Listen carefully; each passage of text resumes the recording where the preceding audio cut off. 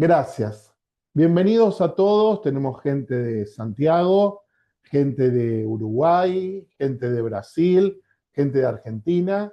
Es un día muy hermoso para mí, ya que enseñar Rambam es una experiencia que para los que me conocen hace tiempo saben que me gusta mucho. Maimónides es uno de los autores preferidos en mi vida personal. Yo siempre cuento que cuando el judaísmo se torna muy místico y muy oscuro o muy, de alguna manera, esotérico, vuelvo a Rambam para tener un poquito de aire fresco. Y cuando no, vuelvo a los Hasidim para encontrar un poquito de profundidad. Voy a compartir la pantalla, si después quieren van a también poder recibir este material para que tengan todo en orden. Voy a tratar de ponerlo así, a ver qué tal es. Ustedes díganme si se ve algo de lo que está escrito. ¿Se ve? Bien. Está negro. ¿Lo ven o no lo ven? No, no se ve nada, está negro. Sí, se ve todo. Sí, se ve Bien, perfecto. Sí, entonces Se ve todo. no lo se puede ve ver todo. Sonia, pero el resto sí. ¿Ok? Bien. Vamos, ¿ahora ven bien? Sí. ¿Sí? Sí, Vamos a ver un texto que se llama Shmona Prakim. Para aquellos que saben algo de hebreo, Shmona Prakim quiere decir 8 capítulos. Todavía está gente ingresando. Le voy a dar admisión, así empezamos todos juntos. Shmona Prakim es un texto muy famoso de Rambam, que en general se puede estudiar en forma autónoma, pero como todas las cosas, para poder estudiar algo de forma autónoma tenemos que entender el contexto. Y para aquellos que alguna vez estudiaron Rambam y para aquellos que es la primera vez, yo quiero compartir algunas líneas del tiempo, de la biografía, de la bibliografía, para poder entender de qué estamos hablando. Lo que vamos a ver en nuestros encuentros, que creo que van a ser entre 4 y 6, depende de cómo avancemos, es una introducción a Rambam, que eso lo vamos a hacer hoy, con una biografía breve, con una bibliografía breve y también con las introducciones que él hizo a la Mishnah. Es algo que yo voy a explicar en un ratito y después vamos a tratar de focalizar en Shmona Prakim. Maimónides vivió entre estos años, 1138 y 1204. Es importante entender en los tiempos en que vivió. Él nació en la ciudad de Córdoba, en España, se exilió en Fez, en el norte de África, en Marruecos, y después llegó a Israel tratando de vivir allí, a pesar de que él era muy, muy difícil, y terminó viviendo en Egipto. Egipto para él fue el lugar donde se expandió, donde creció, donde ejerció muchas cosas. Ejerció liderazgo comunitario, ejerció también como médico, y ahora vamos a hablar un poquitito de eso, y escribió los libros tal vez más importantes de su vida adulta. Al final de sus días hay una carta muy famosa que él escribe a su editor, a Ibn Tibón. Imagínense lo que quería decir tener un editor en esa época. Era alguien que tenía un estudio de copistas, ¿sí? Se copiaba todo a mano. Y Rambam tiene un intercambio de cartas con Ibn Tibón. Ibn Tibón le dice, te quiero ir a visitar para que podamos discutir acerca de la edición de tus libros. Y Rambam le dice casi literalmente, no vengas a verme porque mi día es un día muy ocupado, me levanto cuando todavía es de noche, tomo el caballo y voy hasta el palacio, dice, atiendo al sultán, alguna de sus esposas o alguno de sus hijos, con eso ya tenía trabajo por varias horas, y si no, atendía también a los funcionarios, a los ministros, etc. Después de eso, me tomo nuevamente el caballo de vuelta, me bajo del caballo, me lavo las manos y empiezo a atender a gente hasta que es de noche. Solo en Shabbat enseño algunas cosas, pero mi vida está dedicada a la medicina. Hay un motivo por el cual él se dedica a la medicina. Entre otras cosas porque su hermano David, que era comerciante en piedras preciosas, había perdido su barco y ya no lo podía sustentar a él. Si alguien quiere leer una biografía de Maimónides, que recomiendo, está en español también. David Reich con Ellen me pidieron algunos libros. Es este libro, el libro se llama La vida y el mundo de uno de las mentes más grandes de la civilización.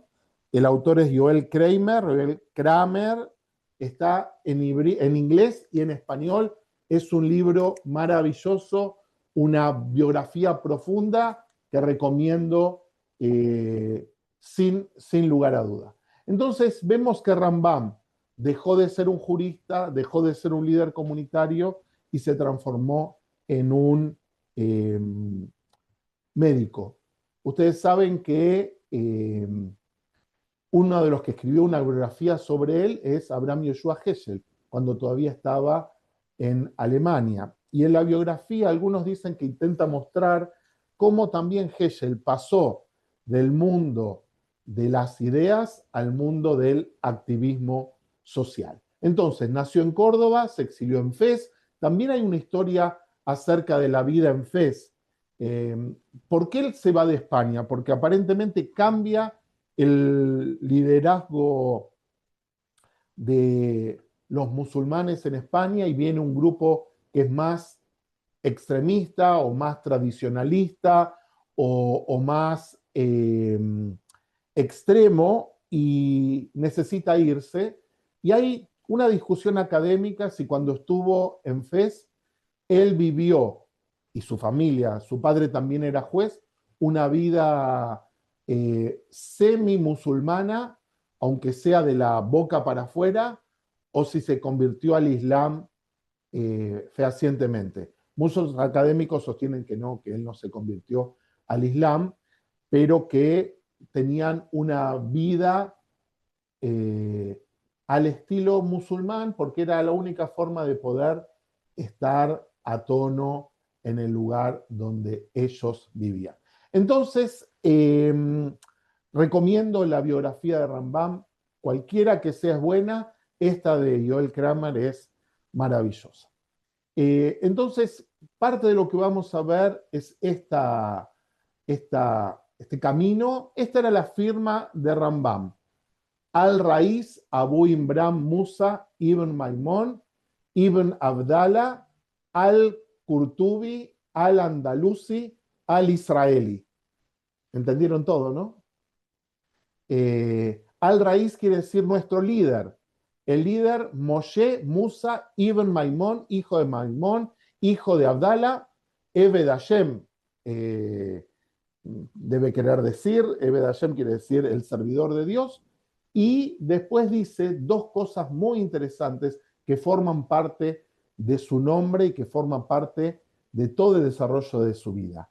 Al-Qurtubi quiere decir el cordobés, Al-Andalusi, el andaluz, Al-Israeli, el Yehudí, el judío. O sea, en su nombre estaba también el lugar y los diferentes lugares de donde él viene. Judío, cordobés y andaluz, el judaísmo de Andalucía y la cultura andalucía de alguna manera impacta en la vida de Maimónides sin lugar a duda. Yo dije que estaba grabando, pero ¿estoy grabando? Sí. Gracias. Entonces, Maimónides es un personaje tan grande, tan importante, tan profundo. Ustedes saben que en la filosofía general dicen que todas las personas comentan a Platón. Todos los que vinieron después de Platón son comentaristas de Platón. ¿Se sigue viendo el texto? ¿Sí? Bien. Todos son comentaristas de Platón. La diferencia con Maimónides es que desde que escribió Maimónides, todos son comentaristas de Maimónides. Lo que se sostiene es que todos los que vienen posteriormente a él son, de alguna manera, sus comentaristas. Una bibliografía breve. Miren este joven, a los 16 años escribió un libro sobre lógica. ¿Sí? El contexto en el que escribió esto es un contexto muy interesante. A ver, tengo que hacer algo ahí. Ahí está, para admitir a la gente. Ahí está. El contexto que lo escribió es muy interesante. Parece que en las veladas importantes donde él vivía, la gente no hablaba de la última moda, no hablaba de los últimos viajes, no hablaba de lo que pasaba en las redes sociales, sino de que hablaba de lógica aristotélica. Y de acuerdo a la biografía de él, dice que había una persona muy afluente que iba a esas veladas y no entendía nada. Entonces le pidió a Rambam que escriba un diccionario de lógica aristotélica, obviamente como un libro de encargo, y él, de esa manera fue su primer trabajo, su primera obra publicada. Escribió un comentario a la Mishnah, vamos a dedicar mucho tiempo a eso, tardó 5 años en escribirlo, hay una discusión si fue en hebreo, si fue en árabe, hay 2 visiones sobre en qué idioma fue, posiblemente haya sido en árabe con 2 traducciones al hebreo. Escribió un libro que se llama Sefer HaMitzvot, el libro de las mitzvot. En ese libro Rambam toma una decisión editorial muy importante, que es primero explicar de dónde vienen las mitzvot. Ustedes saben, por ejemplo, que en la Torá aparece en 2 oportunidades la mitzvah de poner flecos en las esquinas de la ropa, lo que llama tzitzit. Una vez llama tzitzit y otra vez llama arba kanfot. Entonces, eso hay que contarlo como 2 mitzvot o como una, o cómo de alguna manera se tipifican las mitzvot. En el Talmud, al final de Masejet Makot, aparece por primera vez que hay Tariag mitzvot. Tariag son Rashai Teivot, son una cifra en gematria que da 613, pero en la Torá no está la lista de las 613 mitzvot. Hay que hacer esa lista. Y si uno toma diferentes libros, por ejemplo, el Sefer HaJinuch, el libro de la educación, que también trae, por ejemplo, en cada parashá cuántas mitzvot hay diferencia de cómo se cuenta. Bueno, Rambam en su libro primero explica cómo, creo que tengo una edición por acá, sí, explica cuál es el origen de cada una de las mitzvot. Él lo va a llamar de otra manera, él va a llamar a cada uno del origen de las mitzvot, el shoresh, de dónde sale, y después va a clasificarlas. Este es el Sefer HaMitzvot, es uno de las ediciones, va a clasificarlas con la idea de mitzvot hace y lota hace, positivas y prohibitivas, cosas que hay que hacer y no hay que hacer. Ese libro es un libro increíble que nos permite clarificar el mundo de las mitzvot. Lo interesante es que nosotros sabemos que Rambam tuvo 2 libros que son los más importantes, los más famosos, los que son la base para el pensamiento judío posterior. Por eso yo decía, todos comentan a Rambam. Muchas veces hablamos del Shulchan Aruch. El Shulchan Aruch, Yosef Karo toma a 3 autores previamente y uno de ellos es Rambam. Y cuando Rambam está en mayoría, si son 2 contra 1, siempre la opinión de Rambam, donde está Rambam, es la opinión que Yosef Karo toma. O sea, es un autor que tiene un peso específico en el mundo jurídico y también un peso específico en el mundo filosófico. Las 2 obras más importantes en esta área son Mishneh Torah, el segundo a la Torá, que es su obra jurídica. No sé si ven, se ve, esta es la edición que yo tengo, 6 volúmenes bien grandes, se llama también Yad HaZaká, 14, la mano fuerte, Yad es 14, etc. Y por último, el Moreh Nebuchim. Moreh Nebuchim quiere decir la guía de los perplejos o la guía de los descarriados. De acuerdo a cómo llamemos a este libro, vamos a entenderlo también. No es lo mismo ser perplejo que ser descarriado, ¿sí? A mí me gusta más llamar la guía de los perplejos, porque perplejo es alguien que enfrenta dos formas de verdad y se encuentra confundido. Ese es el proyecto ideológico de Rambam. El proyecto ideológico de Rambam tiene que ver con aquellas personas que estudiaron Torá y aquellas personas que pudieron estudiar filosofía griega y entienden que hay una contradicción. Rambam viene a salvarlos o a explicarles o a poner de alguna manera en equilibrio ambas cosas. Así empieza el Moreh Nebuchim. El Moreh Nebuchim empieza con una carta a un alumno que dice, bueno, desde que no estás conmigo, yo te voy a seguir mandando estas cosas como fascículos para poder seguir estudiando, y solamente esto sirve para aquellas personas que estudiaron las dos cosas, que estudiaron Torá y que estudiaron filosofía. Aquellos que no estudiaron ninguna de estas dos cosas o que estudiaron solo una, no van a encontrar ningún fruto en estudiar. O sea, Rambam es una personalidad elitista, ¿sí? Hay que decirlo. Elitista no en cuanto a poder económico, a poder político, a poder público, sino en cuanto a conocimiento y a intelectualidad. Entonces, directamente dicen los primeros párrafos, si no estudiaste estas dos cosas, no pierdas tiempo.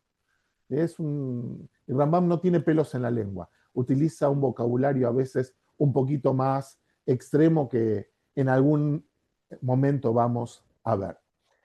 Y escribió más de 3.000 cartas y responsas, ¿sí? Respuestas alágicas, o sea, y escribió tratados de medicina, tratados de astronomía, o sea, es increíble lo que hizo esta persona, y para mí es muy importante que centremos la idea de que él escribió un comentario a la Mishnah. Este comentario a la Mishnah, desde mi punto de vista, le sirvió como... Dejé de compartir, ¿no? ¿Correcto? ¿Dejé de compartir? Toqué mal.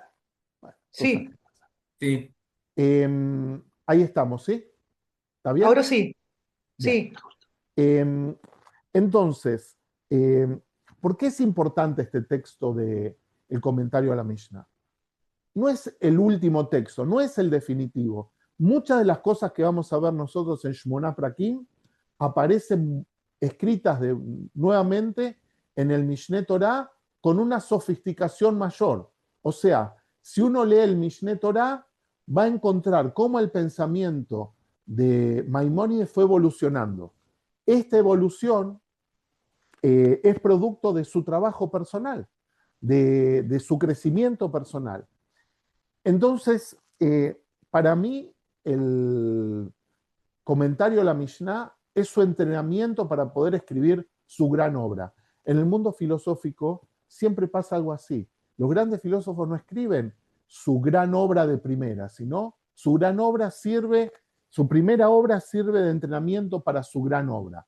El comentario a la Mishnah que vamos a ver nosotros es justamente su entrenamiento, es la preparación que él tuvo para poder llegar a escribir lo otro. Ahora bien, antes de avanzar, la palabra Mishnah es una palabra clave aquí. La palabra Mishnah tiene que ver, creo que tengo una lámina un poquito más abajo, ahí está. La Mishnah la compiló Rabbi Yehuda Anasí en el siglo II de la Era Común. ¿Qué quiere decir compilar? Compilar es diferente que escribir. Rabbi Yehuda Anasí hizo una búsqueda de todas las Mishnayot previas a él, la Mishnah que había escrito Rabbi Akiva, la Mishnah que había escrito Rabbi Meir y otras, y él las ordenó y las editó. dejando afuera algunas cosas y poniendo adentro lo que él creía que era apropiado. Lo organizó en 6 órdenes, que fue tal vez uno de los desafíos más grandes.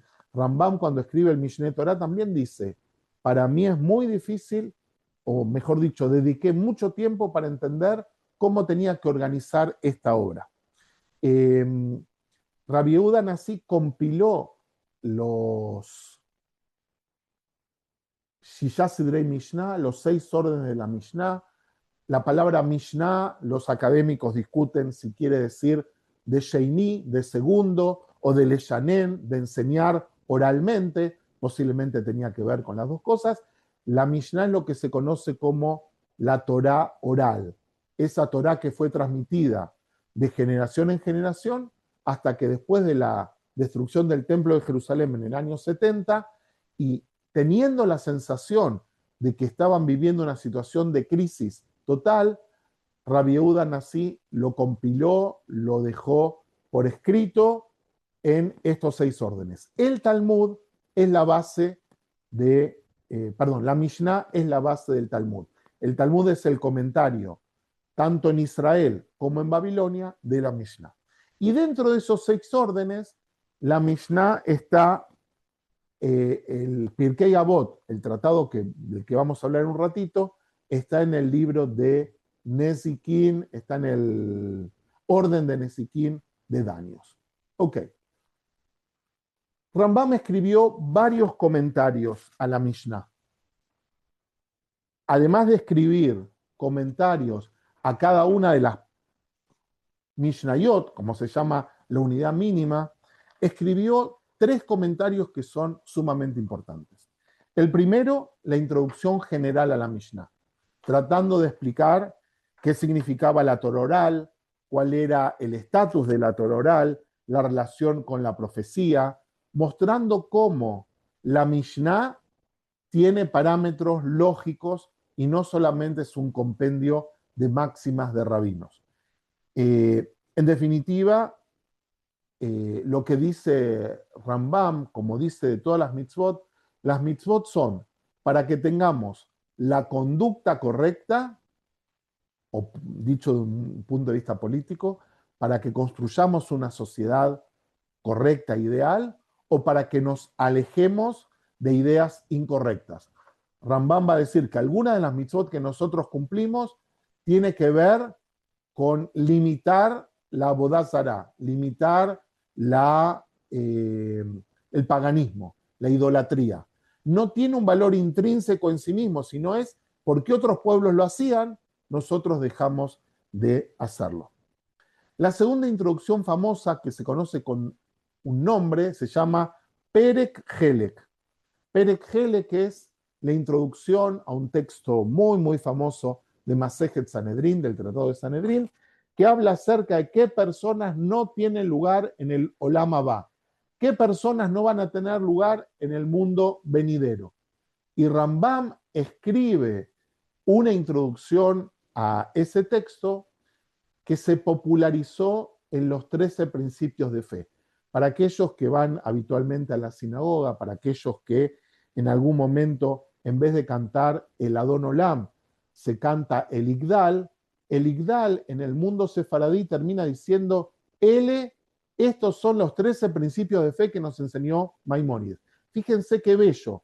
Maimónides escribe un texto, que es la introducción a un capítulo del Pirkei Avot, que habla de quién va a tener lugar en el Olam Abba y quién no, y eso se sintetizó y se popularizó en una canción que hasta los niños pueden cantar.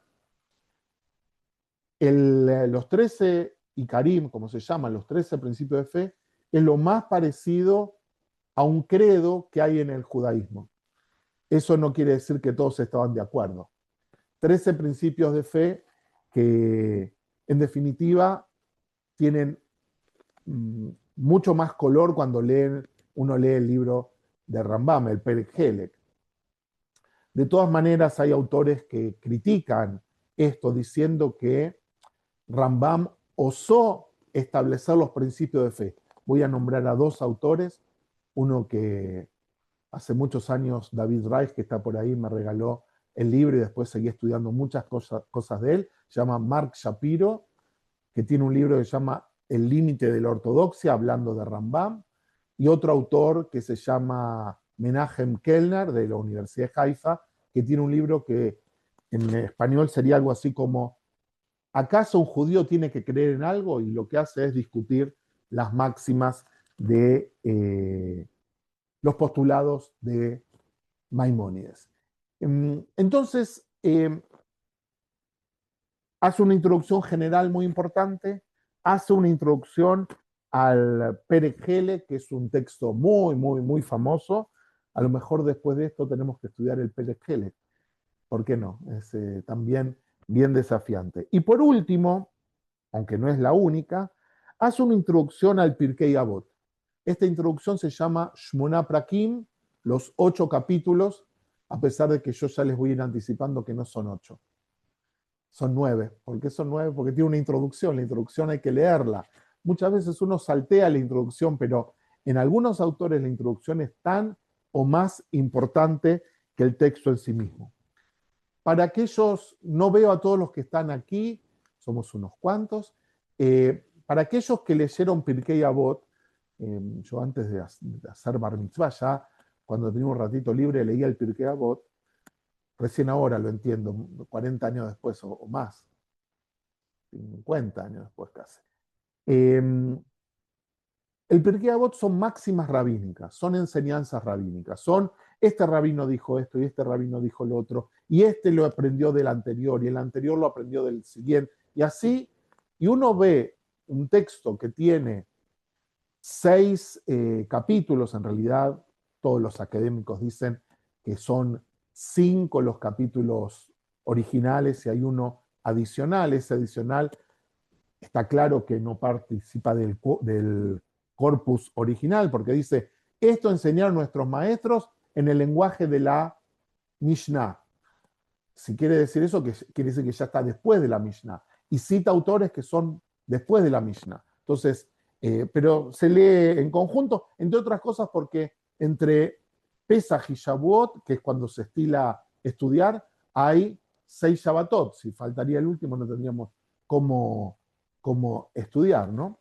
Pero Rambam toma para sí, yo antes dije, su proyecto intelectual es mostrar cómo las verdades de la Torá también se pueden compatibilizar con el pensamiento griego en general, en algunas oportunidades platónico y en muchas oportunidades aristotélico. Y él va a mostrar el Pirkei Avot, estas máximas se traduce como máximas de los padres, hay diferentes formas de interpretarlo. Pirkei Avot, tratado de principios, también lo llaman algunos, el Rab Eder Zivnor Ibrahá dice tratado de principios. Él trata de mostrar cómo todo eso tiene un sentido, que no son máximas absolutamente desconectadas una de otra, sino que tienen un sentido básico para mostrar cómo está alineado con el pensamiento, en especial de Aristóteles. Y en especial de un libro muy famoso de Aristóteles que se llama La Ética Nicomaquea o Ética a Nicómaco, donde establece un principio muy famoso que se llama en hibrid Derech HaMelech o Shvil HaZahav o Derech HaJajamim, el camino de oro, el camino de los sabios o la senda del rey, que es equilibrada. Él muestra o va a tratar de mostrar cómo las enseñanzas de Aristóteles son similares o al revés, la de los rabinos, similares a lo de Aristóteles.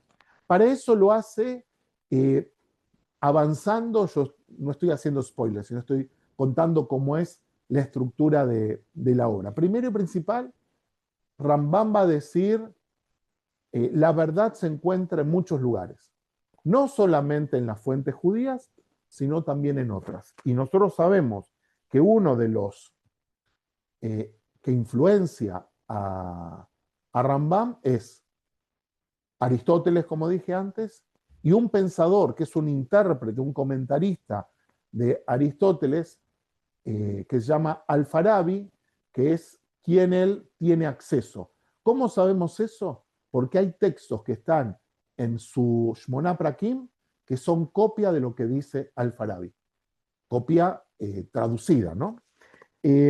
Después, él va a tratar de hacer una descripción del alma. ¿Cómo funciona el alma? ¿Cuáles son las partes del alma? Por ahí veo que está Eliana también, que le gusta mucho la Cábala. No es igual que la de la Cábala, pero es una forma de entender las partes del alma. Lo vamos a ver más adelante. Y él se va a preguntar más adelante en cuál de todas estas partes puede haber libertad. En algunas partes del alma no puede haber libertad. Por ejemplo, si nosotros comemos azúcar, no podemos disponer de cómo funciona el páncreas o no. Podemos disponer de no comer azúcar o de sí comer azúcar, pero no de lo que va a ocurrir cuando el azúcar ingresa en nuestro cuerpo. Utilizo ese ejemplo porque, como dije antes, Rambam era médico y él utiliza el modelo de la medicina física para explicar el alma y la conducta de las personas. Vamos a verlo más adelante. Gracias a Notebook LM, que estuve trabajando con eso, me hizo una síntesis que posiblemente en el próximo mailing se lo vamos a mandar para ver cómo funciona todo esto. Veo también que hay varios médicos, está Steffi por ahí, así que se van a sentir muy, muy felices. Entonces, Rambam primero va a decir que la verdad viene de muchos lugares. Después va a decir cómo funciona el alma. Después se va a preguntar en qué parte del alma podemos tener libertad. Y después va a tratar de entender cómo una persona se comporta, de dónde vienen sus conductas. Y él va a mostrar cómo hay tres fuentes del lugar donde una persona, en definitiva, adquiere sus conductas. Entonces, comentario general de la Mishnah, comentario Perek Helek al capítulo 10 de Sanedrín y comentario a Pirkei Avot. Ahora bien, Rambam, como buen científico, él va a ir construyendo el conocimiento y nos va a ir develando su objetivo a lo largo de las páginas. Y él, además del objetivo general de mostrar que la enseñanza aristotélica es similar a la enseñanza del Pirkei Avot, una de las cosas que dice Aristóteles es que todas las personas van en búsqueda de la felicidad, ¿sí? Maimónides dirá de la perfección y de la felicidad. Y en ese sentido, yo dije que estas ideas aparecían más adelante en el Mishneh Torah, en especial en el libro que se llama Sefer Hamadá, el libro de la ciencia, y dentro del Sefer Hamadá, en una parte que es maravillosa, se llama Ilhot Deot. Ilhot Deot se traduce como las leyes del comportamiento, las leyes de la ética, que es su libro de psicología, ¿sí? Yo hace muchos años traté de clasificar cada uno de los libros del Sefer Hamadá.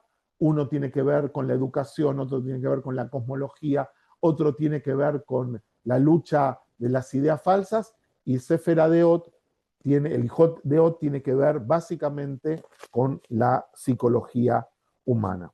Entonces, en este texto, utilizando su conocimiento médico, va a hablar acerca de la curación del alma, cómo el alma tiene que curarse, cómo el alma tiene que sanarse, y él va a dar una fórmula que también la perfecciona en el Ilhot Deot.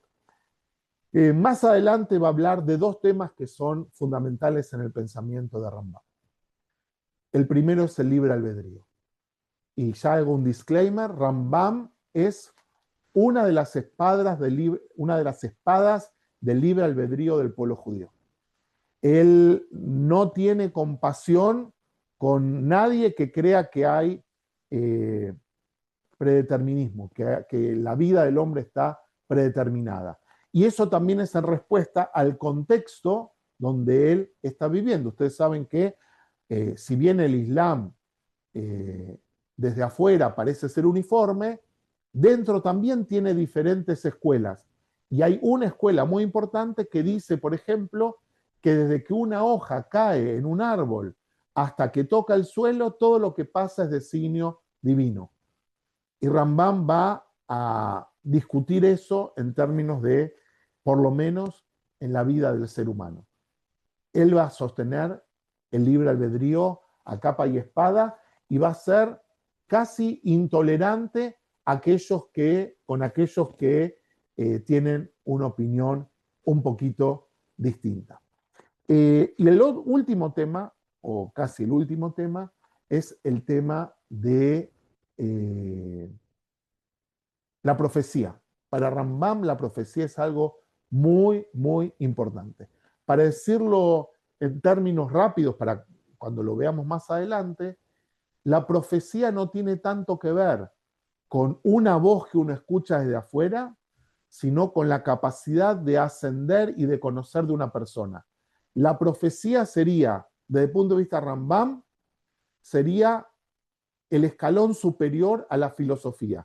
El filósofo es como si fuera un profeta minus y el profeta es un filósofo plus.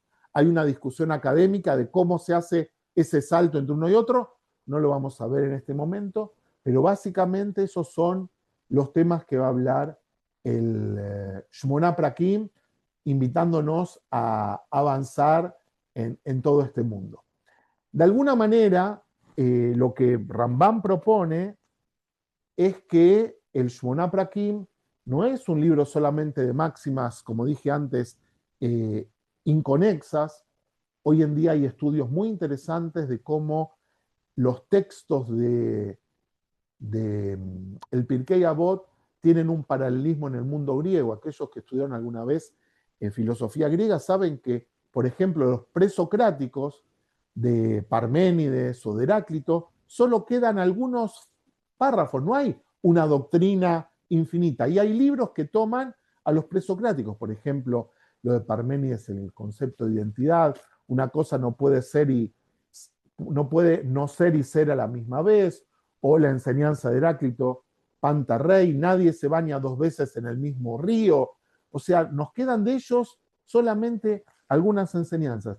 Y muchos autores contemporáneos muestran cómo el Pirkei Avot es un texto que está de alguna manera respondiendo o influenciado por el pensamiento griego. Hace algunas semanas compartí, cuando empezamos a estudiar el Pirkei Avot en comunidad, un texto de Hipócrates, lástima que no lo tengo aquí a mano, que es muy parecido a lo que dice uno de los maestros de el Pirkei Avot, cuando dice el tiempo es corto, los obreros son indolentes, la tarea es larga, ¿sí? Hay un texto de Hipócrates que es idéntico, idéntico. La diferencia es que Hipócrates lo pone en su profesión, que es la medicina, y el autor en la Mishnah lo pone en referencia a la relación con Dios. Entonces, Rambam, en su introducción, va a demostrar cuál es el sentido del texto, como parte de su programa de relación con la filosofía, especialmente aristotélica, va a demostrar que las enseñanzas de los Rabanim enseñan cosas similares, y por último, Rambam afirma que la verdad hay que tomarla del lugar donde venga. Y los temas que va a tratar son los aspectos del alma, la enfermedad del alma, cómo se cura el alma, el libre albedrío y la profecía. Básicamente, estos son los temas que vamos a ir viendo.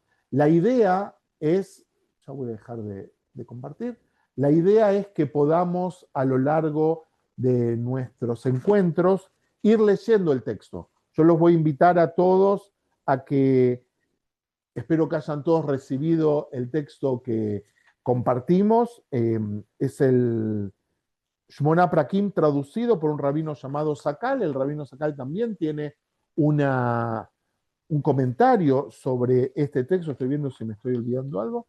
No. A mí me gustaría que podamos ir avanzando en la lectura.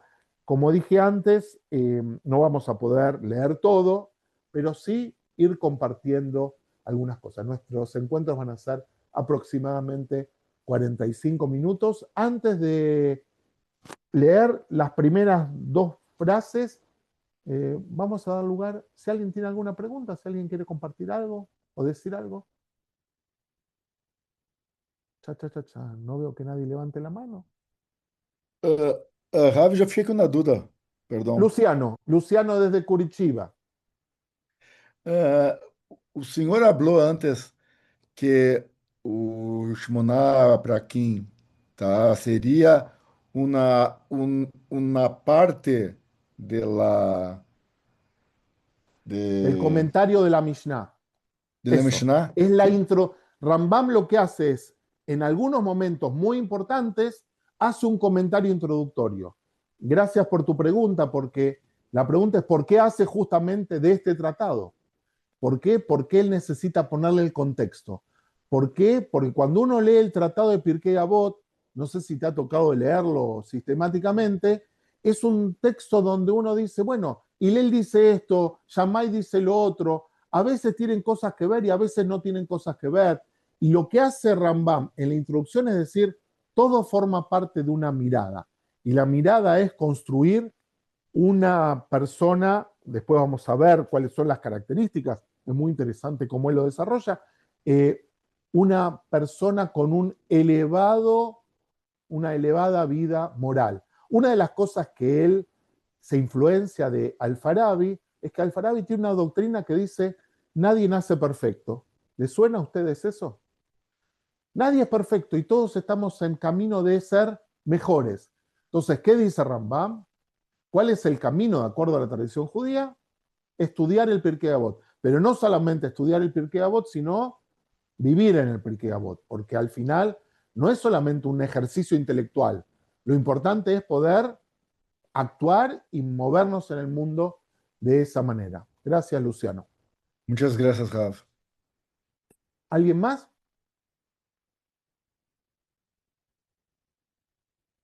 Bien, entonces, siendo y 44, vamos a leer un poquito y voy a invitar a que lean la introducción para la semana próxima, así cuando la vamos revisando, no podemos leer página tras página, sino yo voy a ir marcando algunos highlights y ahí vamos a poder aprovecharlo más y seguramente vamos a tener preguntas.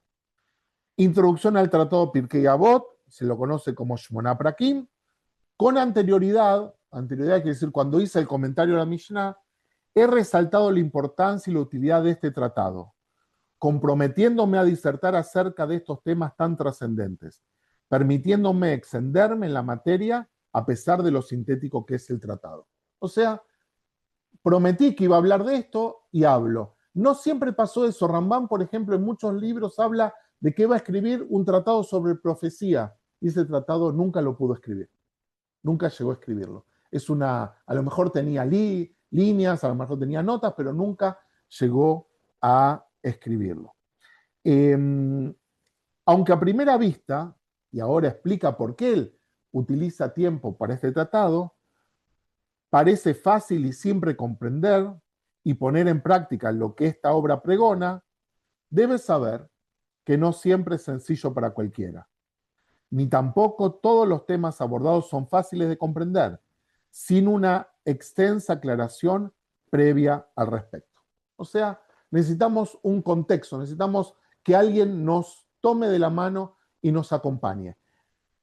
Respondiendo y aclarando y avanzando también en lo que Luciano preguntó, él hace esta introducción, pero después de cada Mishnah, por ejemplo, el Pirkei Avot, como ustedes saben, empieza diciendo Moshe Kibel Torah mi Sinai, Moshe recibió la Torah en el Sinai y se la transmitió a Yoshua, Yoshua a los ancianos a los profetas, y los profetas a los Anshei Knesset Agdolá, los hombres de la gran asamblea. Es lo que se llama la Kabbalah, la transmisión de la Torah oral. Él lo va a explicar, y va a explicar cada una de las cosas, pero esta es la explicación general. Los que faltan en esa transmisión son los Kohanim. Los Kohanim desaparecen de esa tradición y es un problema grande. Bien, entonces, una línea más. ¿Para qué sirve este tratado? No obstante, este texto conduce al hombre a la perfección y a la felicidad. ¿Quién no quiere una vida de ese estilo? Pero para eso vamos a tener que seguir en muchas otras clases. Una pregunta más o un saludo y cerramos.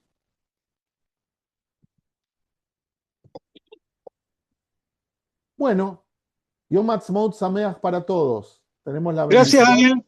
de estar Gracias, en el Daniel. Muchas año gracias. Gracias. Muchas gracias. 78 de nuestra Medina. Es una gran alegría. Gracias. Nos Gracias. vemos Muchas el gracias, jueves Rab. presencial para Baal Shem Tov y Muchas el martes próximo para seguir con Rambam. Chau, Ale. Gracias.